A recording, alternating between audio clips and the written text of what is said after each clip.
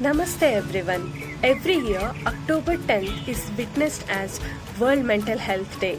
On this occasion, we MSc Clinical Psychology students from Katil Ashokpai Memorial Institute, Shimoga are presenting an awareness video about myths and facts of psychology. Come, let's check out few myths and facts. Welcome to myth number 1. Mental illness is a myth. So, is mental illness real? Yes, mental illness is as real as physical diseases. They are useful descriptions of the very real suffering that people can experience. It's not something to get over.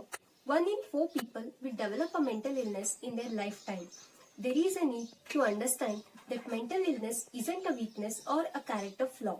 I wish people could understand that brain is the most important organ of our body. Just because you can't see mental illness like a broken bone, it doesn't mean it's not devastating or detrimental to the family or individual. Thank you. Myth number 2. When I tell people I'm studying psychology, there is first response generally, so you can say what I'm thinking. Truth is, psychologists can make inference about mental process accurately only by carefully studying behavior or through use of certain standardized psychological tests and talk for various sessions to get to know exactly what your behavior tells about you. Myth number 3.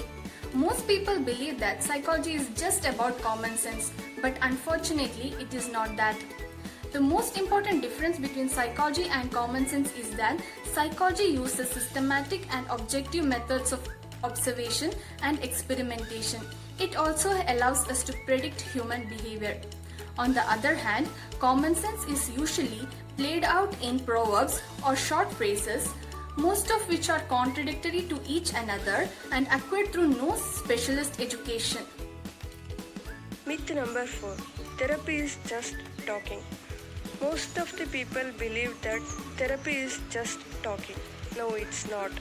While addressing the issues of the individual, in therapy sessions, therapist uses different kinds of techniques and methods to resolve their issues. People assume that psychologists are not affected by any mental illness, but it's not true. We too are affected by mental illness. To explain this in a simple way, can we assume that doctors are not affected by COVID-19 because they're doctors? No, right? In the same way, we psychologists are prone to mental illness. Many have this notion that only science students can take up psychology, whereas I come from arts background and I am doing MSc Clinical Psychology at present. So let's check out the facts. If we look back at the history of emergence of psychology as an academic discipline, we can see that in US, psychology was a branch of philosophy, whereas in Germany, it was a branch of science. So we can say that psychology is a bridge between philosophy and physiology.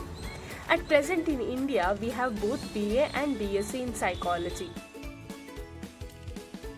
Another myth on mental illness is that the treatment for mental illness always involves shock treatment. First of all, let me make it clear.